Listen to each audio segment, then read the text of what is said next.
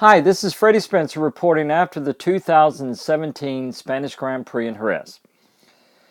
The Jerez circuit is one of my favorite tracks, not because I really like the layout too much. Actually, I love the hotel there, and I love the location, and it's just really nice area, southern Spain, beautiful place to go.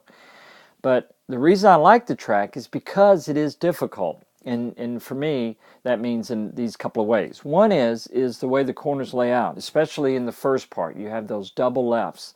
You spend a lot of time on the side of the tire. You're trying to carry momentum. You're accelerating off of corners and then trying to get the bike to come back for the entrance to the next, still pretty much on the side of the tire. Those fast rights in the very back part of the track, ending with Ferrari before you come down to the last corner.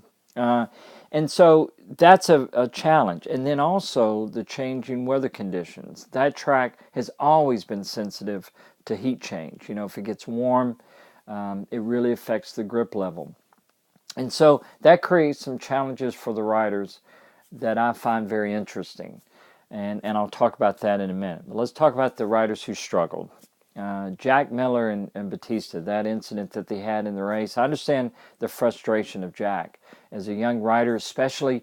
You got to understand what he's thinking about right now. He had a lot of hope and aspirations coming out of Moto3, and he's had 3 years, and he's at the end of his contract, and now he's trying to show that decision to go directly from Moto3 to MotoGP was a good decision. And he's shown he had the speed. Of course, he won the race last year in Assen. If the conditions are a little bit tricky, he really shines. And I don't think it's just because he takes risk. I think he's a rider that's very sensitive and has good feel. It's just a matter of him consistently doing it, and maybe even more belief in himself and getting his emotions under check, right? Which is what we saw that he didn't have in that moment with Batista. So you can't really do that. I got knocked down one time by Christian Saran after I was in the first lap at the Dutch Grand Prix in 1985. And when I got up, you know, my first thought was, I can't believe this. But you realize, I mean, it is racing. And Christian and I walked back to the pits, and everything's okay. But I understand that emotion. I really do. Cal Crutchlow, another rider who I think was hoping for a good weekend. The conditions were a little bit tricky and tough. He does a great job in that. He's a fighter, but unfortunately, he got called out, tucked the front and crashed, and so his day was over. And I think he really believed he probably could have got third place. And the way the Hondas were looking at that certainly is a possibility. Now let's talk about the race. First off, Dani Pedrosa. Dani Pedrosa, it didn't surprise me that he shined in those conditions, and this is why. Dani, young, small rider, stand next to him, I feel like a giant. But Dani has an incredible gift for utilizing the motorcycle to work with him. He doesn't overpower the bike. He doesn't try to steer the bike. He utilizes the bike's the physics of the motorcycle, rolling inertia, the gyroscopic effect, especially of that front tire, to help the bike steer. He is very precise with his movements and utilizing not just the front of the front tire or the rear tire, but both together. And that's what you need in tricky conditions like that, so you don't overuse that little bit of edge grip that you have to work with. And so that was just a professional job yesterday that Dani did, and it's great to see that a veteran racer like that in those tough conditions use all those conditions to benefit him. And if you looked at his lap times, how consistent he was, minute 40.5, minute 40.6, 0.8, over that amount of time per lap to be that precise, it was really a great job. Now, second place was Marc Marquez, and Marc rides the bike a little bit differently. He really utilizes the rear of the motorcycle to slide that bike in to get it to change direction, and to kind of put that weight. Once the bike slides and it regrips, it goes back to the front. About halfway during the race and 3/4 of the race, you could see that he was really starting to push and close in on Dani. But I think he overused that front tire a little bit. You know, it's interesting because I like watching that. And this is why. Growing up as a kid in Shreveport, Louisiana, around Texas, and we raced on dirt tracks that you had a narrow groove. That was all the grip you had. The rest of the track was so slippery you couldn't get out there and race. If you got out there or slid off that little narrow groove, 10 guys would go by you. But it made you really be precise on corner entry, and that was what I liked about Jerez the first time I raced there. It was required that type precision, and if you did it correctly, as Dani did yesterday, in those tough conditions, you would have a great day. But Marc did a great job, to get second place, and he didn't over push it like some of the other guys did. Maybe have a crash and not score any points like he did in Argentina. Third place, Jorge Lorenzo. Jorge couldn't have been happier if he won a Grand Prix, the World Championship. And I think for him, it was a little bit of redemption.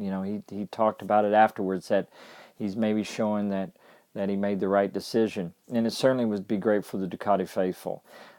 We'll have to wait and see. I think that track, one, he goes well there. Two, he is also a rider that uses the balance of the motorcycle front and rear to work together on corner entry very well, and he's very precise with that. And I think that helped him yesterday. The other thing that helped him was the slow race pace. They were only 2 seconds quicker total race time than when Valentino won there last year, and 29 seconds slower than when Jorge Lorenzo won that race in 2015. 29 seconds. That's quite a bit. So normally you don't see that. I think that helped Jorge and some of the other guys too be able to maintain that pace. But fourth place, Johann Zarco, great job. Another rider that is very precise. He doesn't try to overpower the bike. And just another great result for him in the Tech 3 Yamaha team. Now, Valentino Rossi. Valentino is really struggling, and it'd be interesting to see, but what's going to happen. There was even talk, I think, possibly of trying a different chassis they're testing today in Jerez. One of the things Valentino was maybe going to try is maybe, talk-wise, they said this, maybe go back to the 2016 chassis like Folger and Zarco are running. And maybe that might help Valentino feel-wise. The other thing they're testing is the harder construction front Michelin tire that everybody is maybe want to go back to. I have found in my years of racing that the construction is mainly for stability. It's certainly, it helps feel. There's a lot of things. But I think Michelin maybe have missed the boat a little bit in those conditions, in really hot conditions, with maybe the compounds. It's probably a combination of both. I found, like I said, it can be construction, but I found, in my opinion, mainly construction, or the construction issues affect stability and feedback and what the riders feel and trust with that, and as the compounds affect the other. But Esparga was talking about yesterday that his knee slider wasn't even used that much on the left side because he wasn't even running able to run that much lean angle. And so I really felt for the guys in the struggle with that, because like I said, you can work around setup issues, you can work around even traction issues by changing your line and adjustments. But if the tires are way off, it really limits what the riders can do. And then it becomes more of a technique, as I pointed out with the guys who were successful yesterday. But we'll see what happens with Valentino. I tell you, I really like his attitude this year. He's not letting a lot of things affect him. He's leading the World Championship now just by 2 points over Vinales. But I think it's certainly the right attitude. Last rider, of course, Vinales, and what happened with that. I think everybody was hoping we'd see the battle this week between him and Marc Marquez that we didn't get to see in Austin. But his attitude is a little bit different. We saw that come out, maybe the pressure a little bit in Austin, and then this weekend, especially after the races, I didn't do anything. It's this and that, and maybe, like I said, he's feeling that pressure a little bit. But we'll see. He's still young. He hadn't been in this position before. Of course, he's won a world championship, but he hadn't been in this position before in MotoGP. So it's going to be interesting to see what happens at the next race. I'm looking forward to it. Hope you are too.